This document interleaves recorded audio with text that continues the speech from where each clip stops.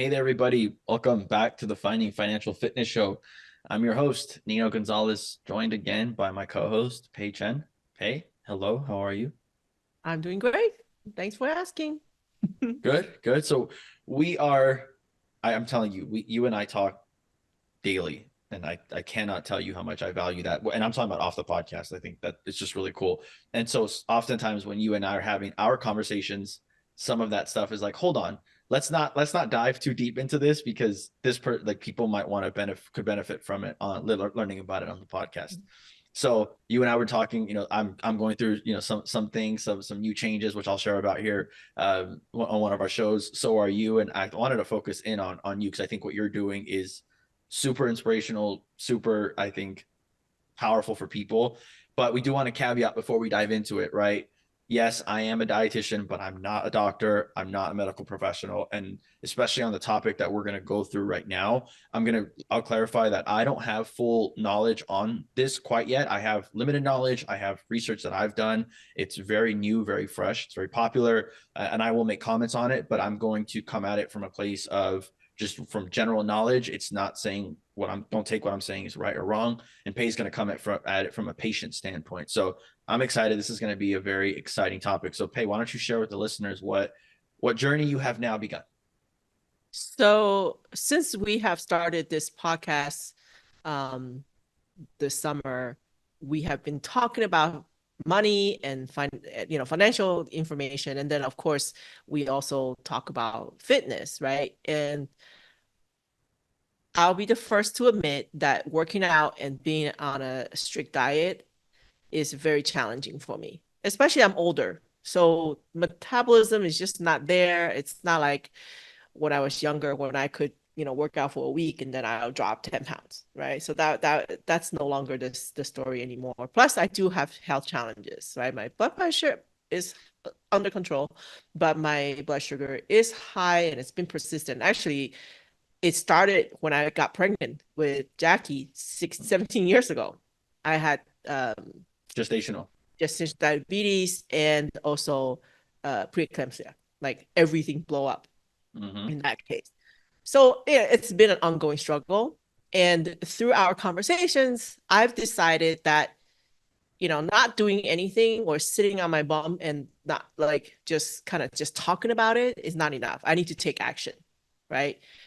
Um, so I talked to my doctor and he was initially thinking, hey, you know, uh, you could do it through diet and exercise. But I kind of pushed a little back and say like, that's all good and all, but I need a little bit oomph. I need something to kickstart this. So he agreed to put me on his uh medical monitored or medical, what is it?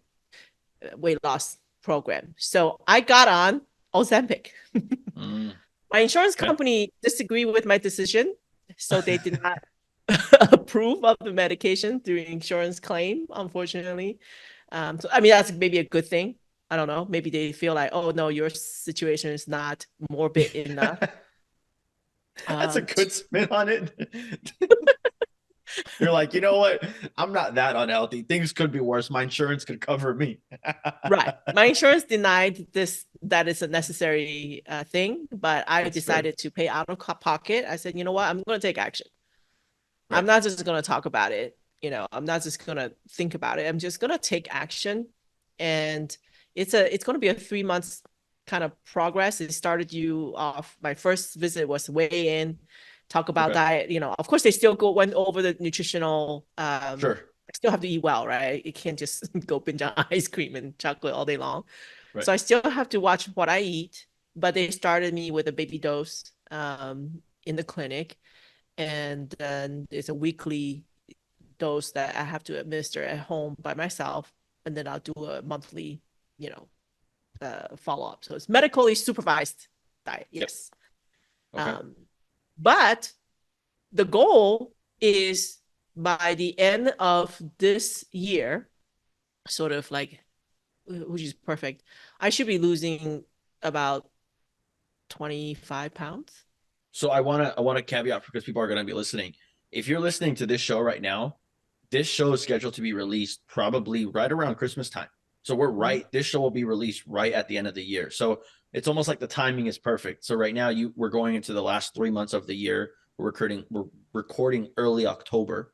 So early January would be 3 months. So I just wanted to let people know that, not that they're thinking, hey, starting this December 25th and then January 1st, it's good. You would have lost 25 pounds in 7 days. No. It's not going to be overnight, right? Sure. You cannot get rich quick and you cannot get skinny quick. Preach, sister. Preach. Everything is a process. Yes. So, but I'm excited about it because, just from even a working out point of view, it's hard when you're carrying all this excess weight that I currently have. I feel extra tired and it's harder to like motivate, right? Like it's harder on my knees, blah, blah, blah. So the goal is to keep up with you and Yesenia, who are young and able to hike and all do all this fun stuff. I'm like, wait a second, I don't want to just sit back and just watch you. You young kids, go enjoy yourself, right? So I still have a lot of mental energy, so I want my physical energy to keep up. That's So fair. that's why I was like, first thing we said was like, I did a thing. I need to tell you. No, I mean, that's super cool. And I want to say just congrats on that because it's a big step. But I do want to ask, because I think that there are going to be people who are listening to this who maybe have been considering it for a while, and maybe they feel a sense of shame or guilt associated with considering it, or maybe they're hesitant because there's side effects that they're unaware of and there's questions that you probably have. So can you share with us some of, okay, you decided to make this decision with your doctor. I can't imagine it was an easy decision. So can you share some of the concerns that you had and currently maybe do have? Well, I obviously don't want to have to rely on this for the long term. So that was my main concern, number one. I mean, obviously, any medication, there's side effect and whatnot. But luckily, I have that body type where I can take medication. Usually, like when they say like, "Oh, it's going to cause nausea," I don't feel anything. Oh, okay. I'm That's just nice. less sensitive, I think, to Okay. this type of thing. So far, I feel normal. Um, I don't feel as hungry, so I think that's how it's supposed to work. Exactly. Um, and then so that helps me kind of like maintain a portion size that's more reasonable. Mhm. Before it was just like I really am hungry. Like I'm not kidding, right? When I'm hungry, I get to hangry really quick. Mm, yep. And that's not fun for everybody that's around me, right? But Yep. now I feel like I'm more like normal people. I can actually leave some food on the plate and not feel the need to finish it. Okay. A lot of it is psychology, to be honest. I think it's almost Yeah. like placebo. He could have gotten me a vitamin B shot. Who knows? And I probably would have felt this. Hey, That would be don't interesting. well, don't underestimate that fact. And so there's the book, The Expectation Effect. Let me tell you who the author is before. David Robinson. Really, really, really good book. If you haven't read it, I really encourage you to read it. And it does talk in the book about the placebo effect. And so for those of you who don't know, the placebo effect is basically in clinical trials, they'll give people Ozempic or a drug that they tell them this is going to help you with weight loss. They don't tell them why or the mechanism. They just tell them we're researching a new drug. They'll give the trial group the drug, and then they'll also have a control group. What the control group is basically where they can compare results to. So you were given this drug and this group lost 15 pounds and this group lost only 10. And that's how they compare baseline to baseline to see if the drug is really effective. However, in a lot of these trials, what they determine to be what's called statistically significant, basically indicating whether or not the drug works, is the effect size between what the patients in the non-control group, the treatment group, the difference between that and the control group. That's how you can determine if something is effective. Because in almost all weight loss studies, when you put somebody in a control group, they're going to lose weight because it's the thought of I'm going to lose weight or I'm on a new behavior that says that. And in the expectation effect, David does a really good job of explaining the power of that and how you can harness that to your own strength and know that, Mm. okay, well, even if it means giving, so I'll give you an example, sleeping pills. So I'm not an advocate of sleeping pills. Go back to our sleep episode where we discuss sleep a little bit, but sleeping pills is one of them where placebo effect really, really takes place. And so oftentimes what they'll do is they'll have, if you have a spouse or a partner that's willing to do this, on nights where you're having insomnia, where you can't fall asleep, they have two bottles, one of the actual drug and one of a sugar pill. And they give you the pill, but you don't know which one you're getting. And then you go to sleep, and then the next morning you'll find out whether or not you'll report how your sleep quality went. Then you find out what pill you got.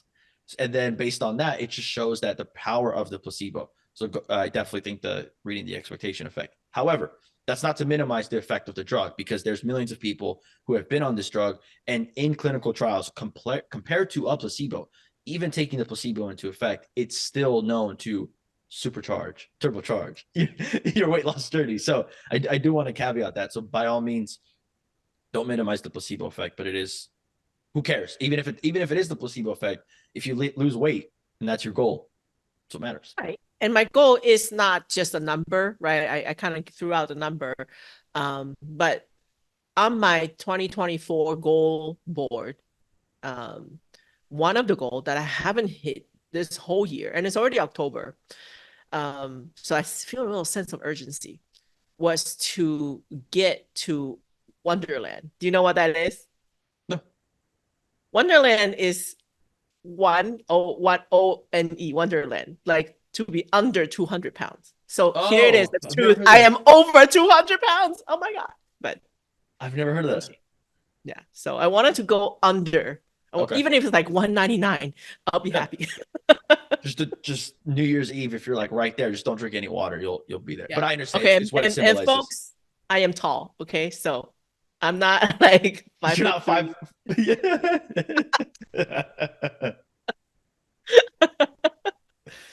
but it's, I get it. I mean, it's still a goal to have, and I think Ozempic is definitely a tool to use. So you mentioned some of the concerns, which I think for most people, those concerns are very similar about what the side effects are, because it has been tested multiple times, and not just Ozempic.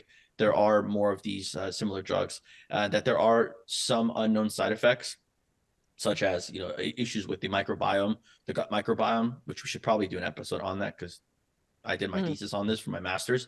Fascinating stuff, but just stuff that we don't necessarily know about with it. But the pros definitely outweigh the cons, which is why the drug was able to be released in the first place. So, and it sounds like you are the perfect candidate for it, definitely. So, but I do want to tell you this. I don't think I've mentioned this to you and to the listeners as well. All the clinical studies and the trials that have been done showing the effectiveness of Ozempic have all controlled for all other variables: sleep and exercise, sedentariness, all these different components. There has not been studies yet of the effects of Ozempic combined with exercise. And I'm saying this in a good way, because if patients that are on Ozempic are losing 20 to 30% of their body weight on just the drug alone, because of how the drug acts, like you mentioned, Bae, you don't eat as much. So you're naturally going to lose weight that way. It suppresses your hunger hormones. But if you combine that with exercise, oh man, not only is that going to help, not only are you going to lose potentially the same amount of weight, but the body shape that you'll take will be a lot different. Because as someone who's lost weight, Bae, and I'm sure you can attest to this, that when you lose a lot of weight very fast, there's a lot of loose skin. And because you're shrinking essentially a balloon, and if you don't have anything to fill that same space, it's just going to look like loose skin. But if you are combining it, which is why resistance training is so big, it helps to prevent that and keep the skin nice and firm, nice and tight. It's huge on protein. So I'm excited of the fact that you're doing both Ozempic and starting to do some weight training. Can you talk a little bit about, aside from the Ozempic and what that's going to do in terms of your hunger, what other things aside from that are you going to implement and do to help kind of supercharge this journey? So I still maintain my daily walks, which I do. Part of it is because of my side gig, which we kind of mentioned, right? Yeah. My side gig is actually I love dogs, but we have a pack in our family not to get any more dogs, because the joke about having dogs, right? What is it? You have when you get a dog, it's 10 years of basically love and devotion, right? No matter how successful, how ugly you are, whatever. And then about 3 more years of vet bills, and then you ended up with a whole lifetime of trauma that you can never recover from.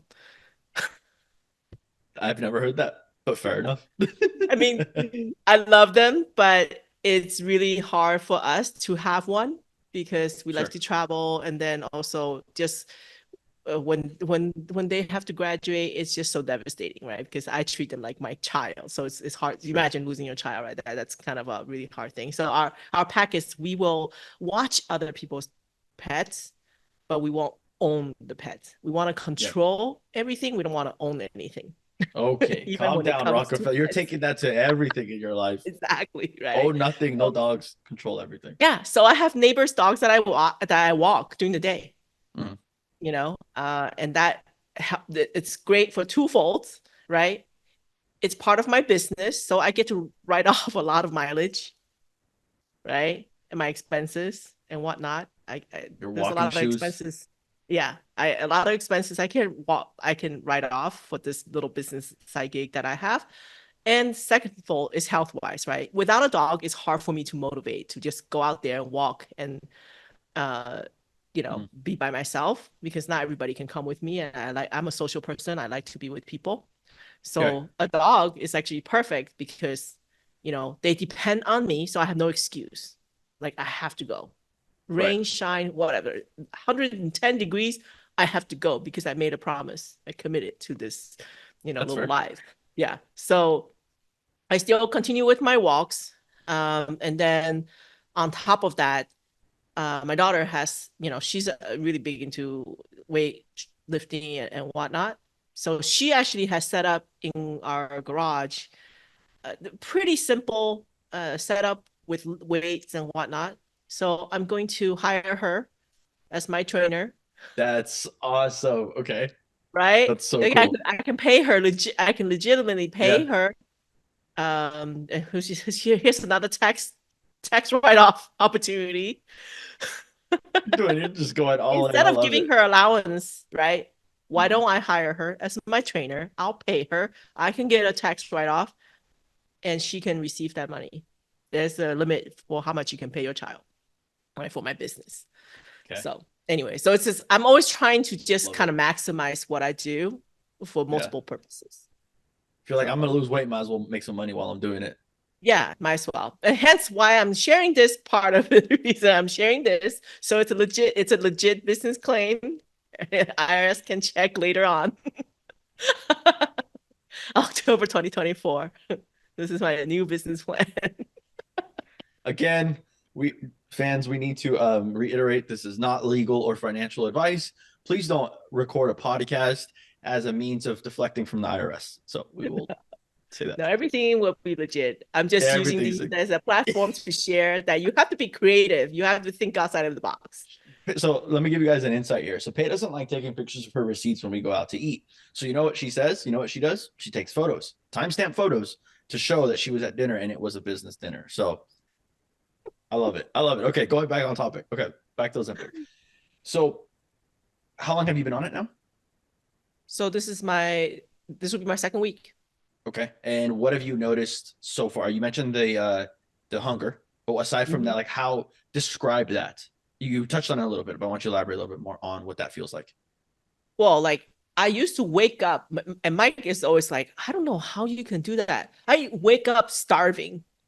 Like I can eat a full on breakfast buffet, like eggs, two eggs, like the uh IHOP, you know, Grand Slam or whatever they call it, right? Like I can chow, but now, for my breakfast, I can actually because we were been talking about delaying that coffee consumption. So I'm Yep. I'm I'm combining quite a few things going You on right are. now. Yeah, Yeah. yeah. So I delay my coffee consumption till a little bit later during the day. And then that way I can eat breakfast like at the same time. But then I noticed that I don't need to eat two pieces of toast, right? Like I've cut Okay. down so now I have maybe a hard boiled egg and one piece of toast, and I'm fine. And then my coffee and maybe a little bit of fruit or whatnot. But that's unheard of. Like that's generally that's not enough. And do you feel full? Like, do you feel Yeah, not full, but satisfied? I should yeah. clarify that. And actually, if I don't even notice, I go through lunch and not hungry. Mm. And that's not So normal for you, you're saying, no, for no, no. lunch. I'm on a regular feeding schedule. Okay. Yeah. Okay. And that's why I have problem losing weight, right? Sure. I think my hunger hormone is very strong. So for me, by like I said, like by the time I get hungry, I feel it very, very strongly. And therefore, like I need to eat right away. And it's whatever is available at that time, right? In the pantry, be it chips, you know, whatever is available. I don't care. I'm not discriminating at that point what I'm eating, Yeah.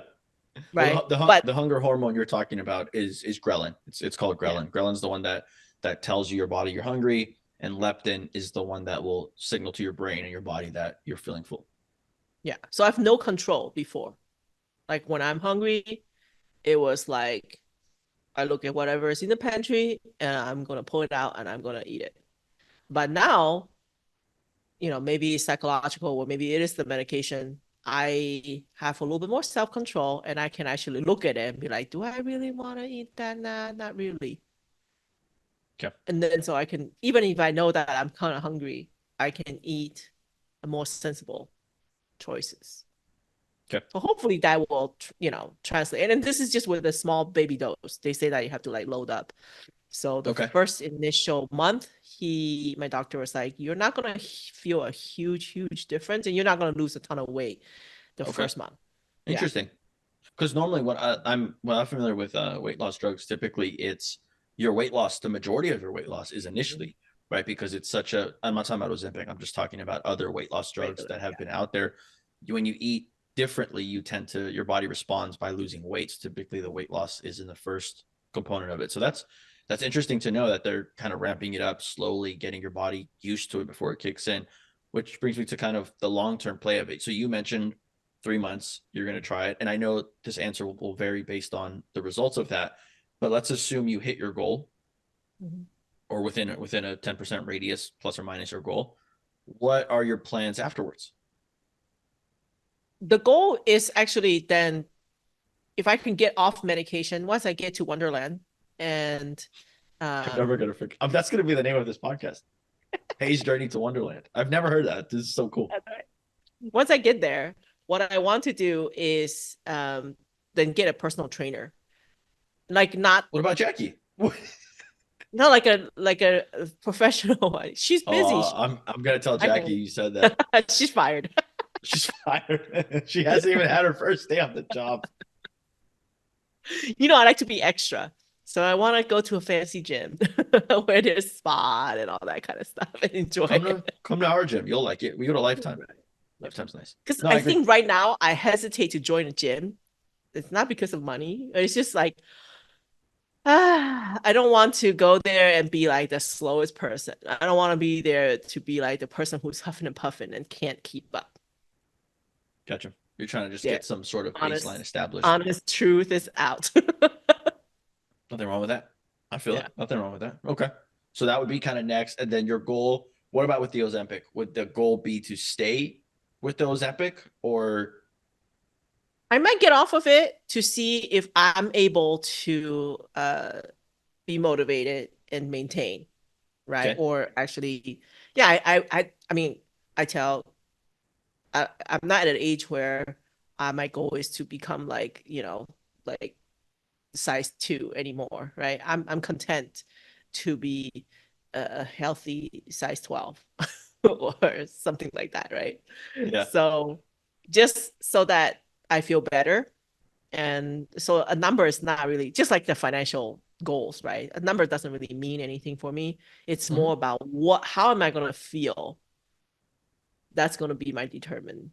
Like, do I continue or not? Okay. Like if I feel like I can, do a hike like we did in Colorado without, getting out of breath and be able to do a like moderate hike and not become a burden to my group, then that's good enough for me, Yeah. Okay. you know?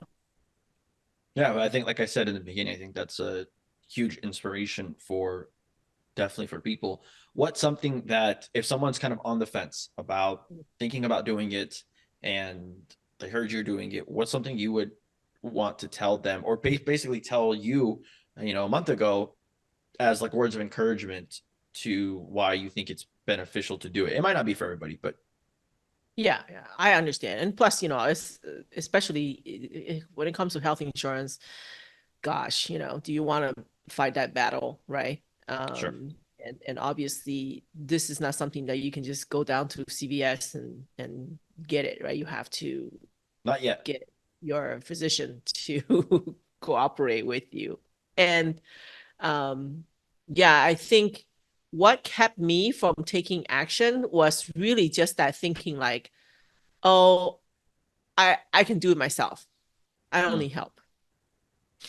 Um and just because of having this conversation and being open about it, I realized that, it's all just excuses, right? Yeah. Same thing with like, our money, right? It's, oh yeah, I'll be fine once I get that next promotion. I'll be fine once I pay off this car, right? And then something else come up. So for me, honestly, it was just the thought of like, if not now, then when, right? My health is not going, my age is not going to reverse. I'm not getting younger. As more things come up health wise, am I going to let um, kind of an inaction get in the way of what the future potential could be? Hmm. Right. Okay.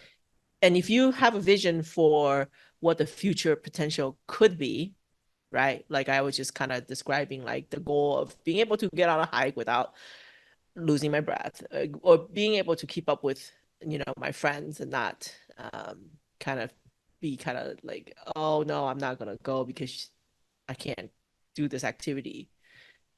Like that means a lot to me, and therefore taking this big step is important to me.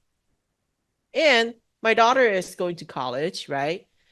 It's one of those things like, do I want to be here when she graduates from college? Yeah. Do I want to be here when, she brings home her boyfriend and gets engaged? Yeah. I want to be here for all those big milestones. So if I don't take action now, when do I do it? Do I wait till I'm in a wheelchair? Obviously not, right? So yeah, that was kind of my like thinking. Like there's no time. I'm not gonna wait till this drugs becomes free, right? I'm not gonna let money and I'm not gonna let judgment from others stop me from doing what I need to do. It's fair. I think that's very well said, and I think it's awesome just to be able to share that journey. And I think from my perspective, as I mentioned at the top of the show, I've never worked like as a dietitian with someone who took Ozempic because I studied it in school, but they were kind of first generation and kind of theorizing of what potentially could be, but of course we never did it. And I'll be the first to admit that I was never really the greatest nutrition counselor. You and I are similar pain in the sense where like what you just said right now about it being all excuses. That's kind of how like my counseling style was, which worked with some people. Like people like you would be like, all right, I'll do it. Like tell me what to do. No excuses. I'll get it done. But others need a little bit more empathy. Others need people to connect with them. And when we had Dr. E on the show, she mentioned that would be the one class she would teach. Remember that question you asked? And she said teaching empathy to others. And I think that's important. But there is a subset of the population who are like you and I, and go back to the entrepreneurial niche, maybe this is similar, that need to have the discipline and that have the discipline. And discipline isn't the problem. There's other mitigating factors. And in your case, one of them was hunger.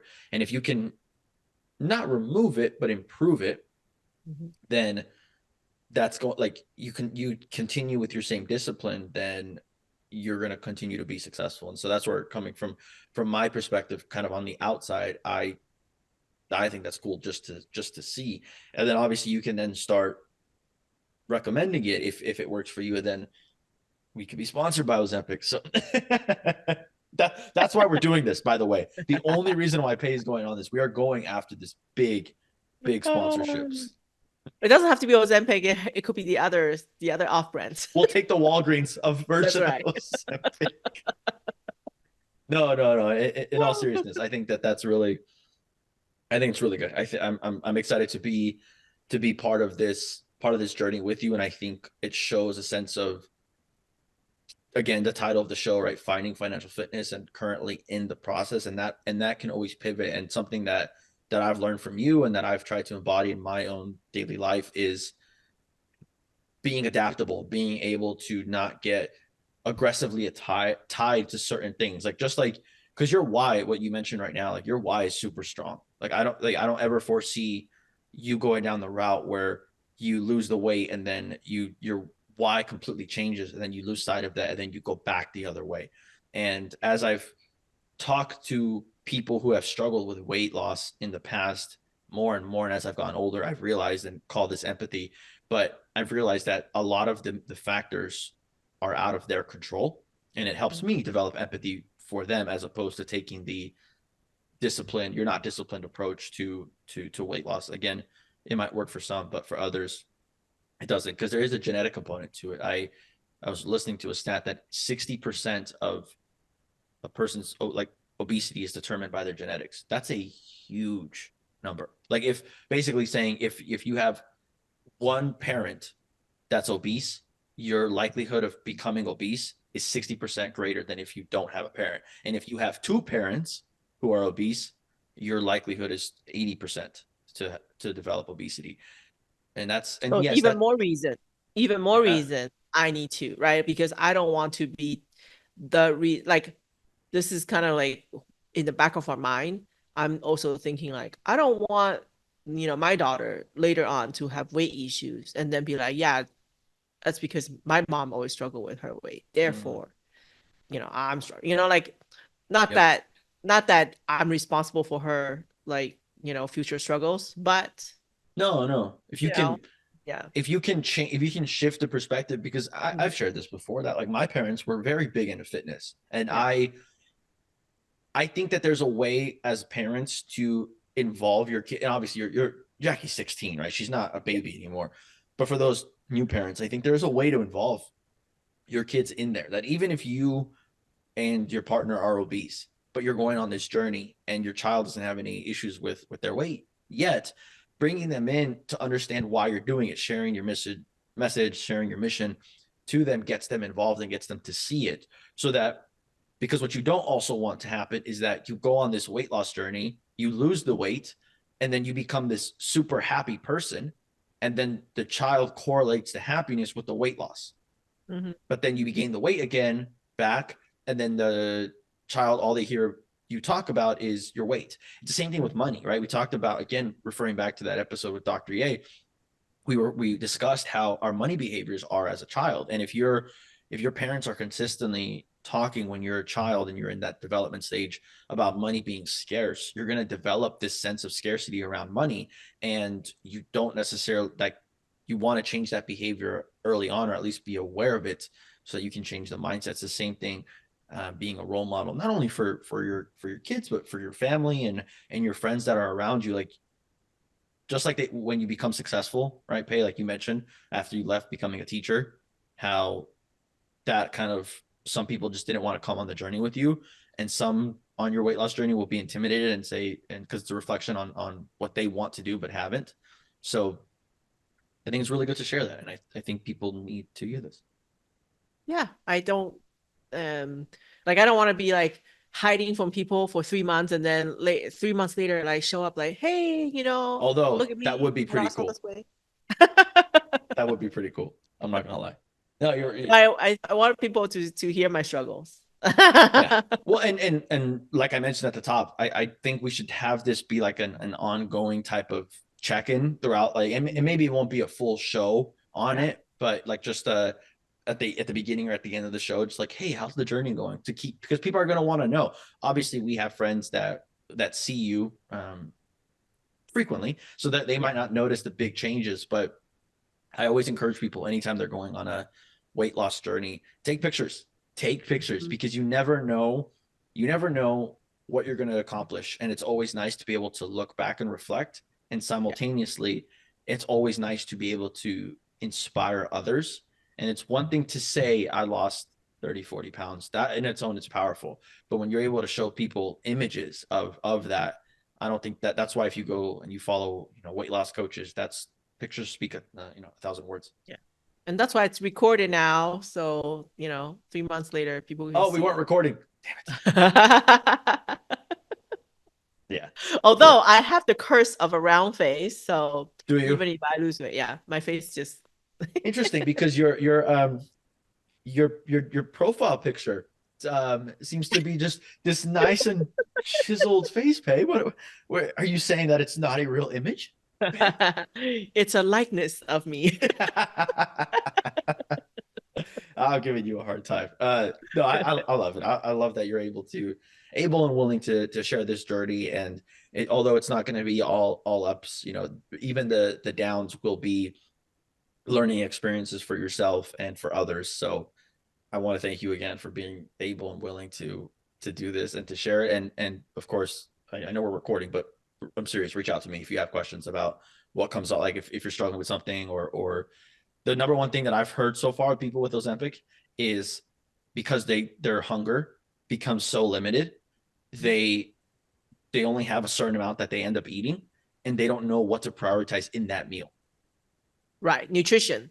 I Yeah. think that's I got a like bunch of literature that I have to still read through from my doctor about like now that you're cutting down calories, it doesn't mean that um you should be cutting down on nutrition, right? So Sure. I need to eat It, more nutrient dense food, yep.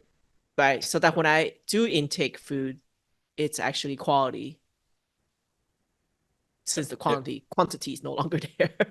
And if anything, it's actually more important because of the fact that you're reducing your overall total caloric intake, that it might actually be more important that you're focusing on having high calorie nutrients, right? That Yeah. the nutrients, the micronutrients associated with those calories are going to be your focus. So that is something to keep Yeah. in mind. Right now, Costco loves me because I just went there and bought a whole bunch of, you know, like good protein. Good. Yeah. Good. And remember, folks, refer back to that meal prep episode we did where Mhm. Pay expressed, don't go to Costco, buy 6 bags of spinach because you want to eat healthy and think you're going to eat them all in the same week because it goes bad, and then you end up wasting money. But just refer back to that episode for sure. But no, Pay, I this is cool. This is an awesome experience, awesome journey. Is there anything you want to finish up on? Key points, key things, something you want to say? It's I all think the recorded. key point that I want to stress for anyone out there is to take action, do something. I agree.